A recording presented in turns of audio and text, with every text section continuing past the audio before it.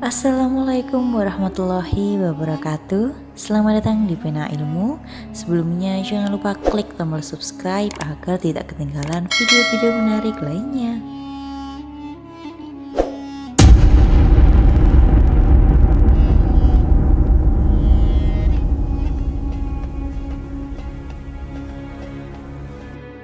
Asiyah binti Muzahim adalah seorang wanita mulia yang namanya pernah diceritakan Rasulullah Shallallahu Alaihi Wasallam.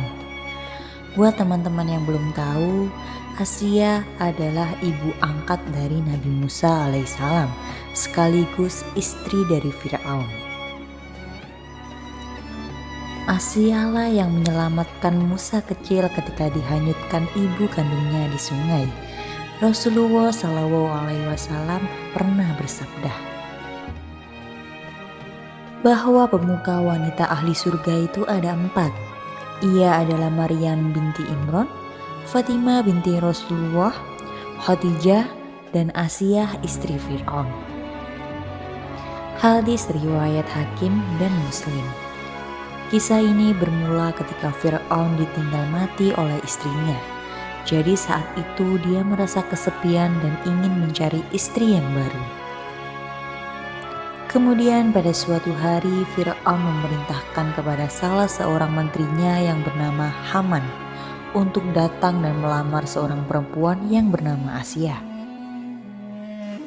Tetapi pada saat itu lamaran dari Fir'aun ditolak oleh Asiyah karena Asiyah tahu bahwa Fir'aun atau Raja Mesir ini adalah orang yang buruk sifatnya.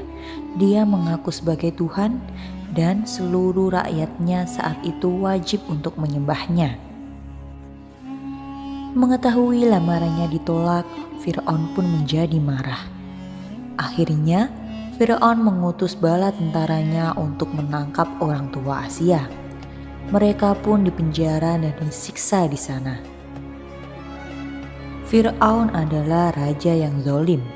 Dia berpikir dia adalah penguasa dunia dan dia berhak untuk melakukan apa saja yang dia mau. Tapi dengan sifatnya yang sombong itu, dia tidak mampu mendapatkan hati Asiyah. Kemudian Fir'aun pun memaksa Asiyah untuk menikah dengannya. Padahal Asiyah sudah menolaknya dengan tegas. Bahkan Asiyah berkata, "Aku tak sudi dinikahi Fir'aun. Dia adalah raja yang ingkar kepada Allah Subhanahu wa Ta'ala." Tapi entah bagaimana ceritanya, entah itu Fir'aun mengancam atau membunuh orang tua dari Asiyah. Karena hal yang lain, pada akhirnya Asiyah pun terpaksa harus menikah dengan Fir'aun. Asiyah binti Muzahim adalah salah seorang contoh yang bisa diteladani oleh orang-orang yang beriman, khususnya kaum wanita. Hubungan antara Asiyah dan Fir'aun yang kafir tidak menjadi mudarat bagi Asiyah sedikitpun, karena Asiyah memanglah memisahkan diri dengan suaminya dalam kekafiran. Lantas bagaimana saat Fir'aun menggauli istrinya? Apakah Asiyah menolak permintaan suaminya yang zalim itu? Dalam sebuah kisah disebutkan ketika malam saat Fir'aun ingin menggauli istrinya, saat itu datanglah sosok iblis perempuan yang menjelma menjadi wujud Asiyah. Dan sebenarnya setiap kali Fir'aun menggauli istrinya, itu bukanlah sosok Asiyah istri Fir'aun yang sesungguhnya. Karena kemuliaan, wanita yang menjadi istri Fir'aun ini sudah dijaga oleh Allah Subhanahu wa Ta'ala agar tidak disentuh kesuciannya oleh penguasa sekaligus raja yang zalim seperti Fir'aun.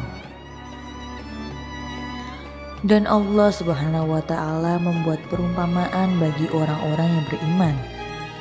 Istri Fir'aun ketika dia berkata, "Ya Tuhanku, bangunkanlah untukku sebuah rumah di sisimu di dalam surga, dan selamatkanlah aku dari Fir'aun dan perbuatannya. Selamatkanlah aku dari kaum yang zalim." Al-Quran Surat Al-Tahrim ayat 11. Asia merupakan seorang wanita yang secara diam-diam beriman kepada syariat Nabi Musa alaihissalam. Asia juga menyembunyikan keimanannya di hadapan Firaun, karena di waktu itu Firaun ini mengaku sebagai Tuhan yang wajib disembah oleh semua orang. Firaun, suaminya ini terkenal kejam dan akan melakukan apapun untuk seseorang yang tak mau menyembahnya.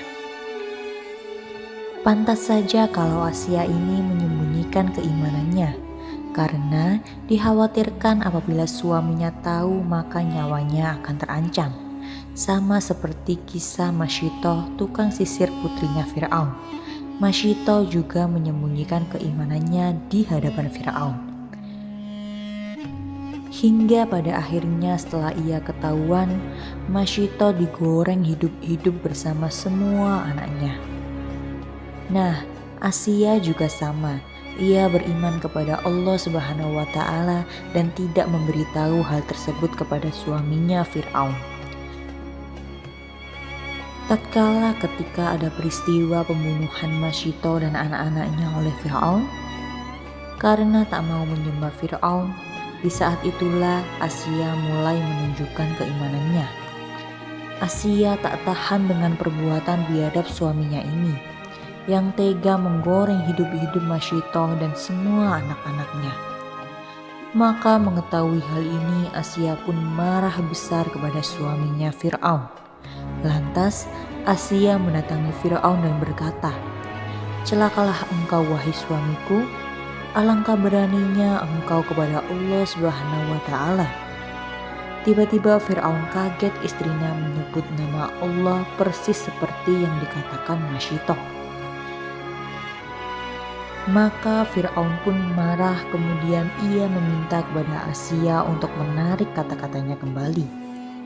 Tapi Asia tidak mau. Asia berkata, "Kalaupun aku harus kufur kepada Allah Subhanahu wa Ta'ala, aku tidak mau." Akhirnya Firaun pun semakin marah. Mendengar perkataan ini, diusirlah Asia dari hadapannya Firaun.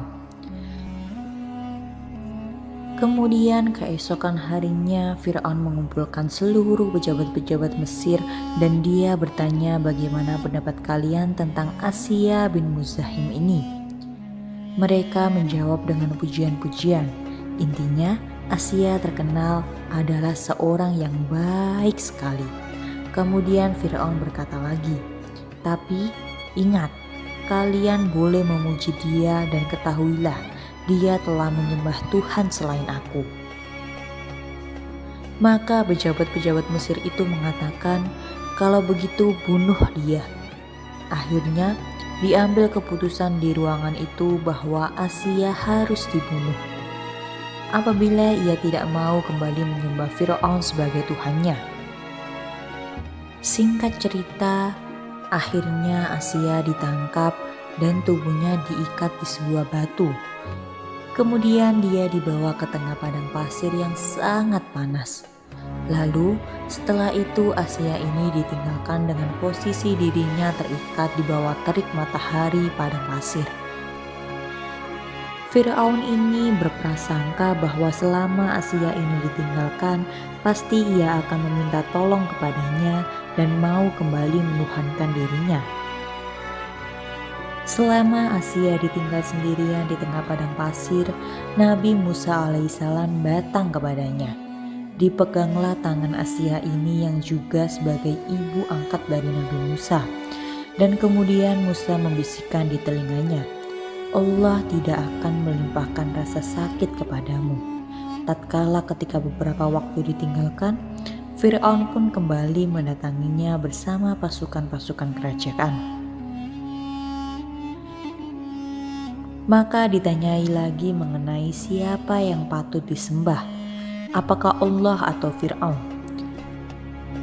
Namun karena Allah Subhanahu wa Ta'ala sudah menanamkan keimanan di hati Asia ini, maka Asia menjawab, "Tiada Tuhan selain Allah yang patut untuk disembah."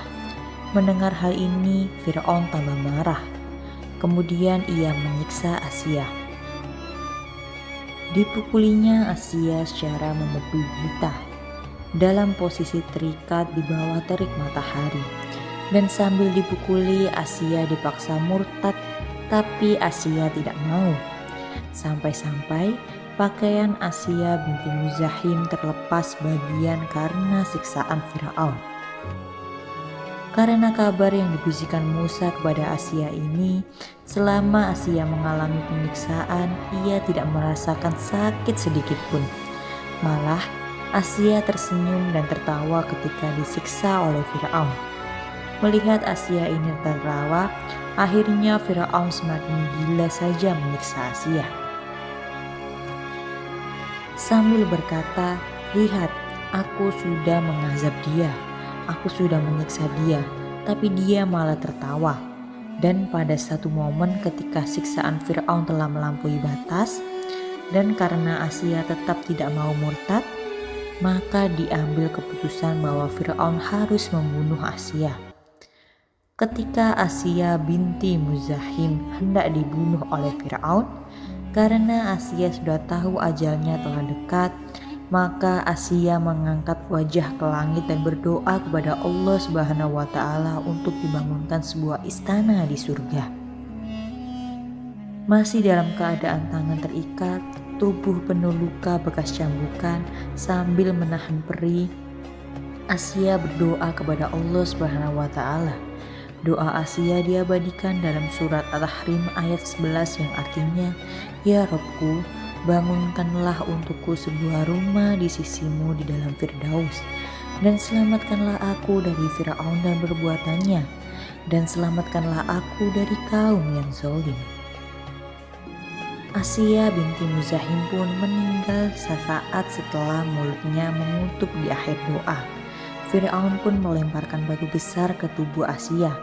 Namun, Asia tak lagi merasakan sakit saat batu besar dilemparkan Firaun ke tubuhnya.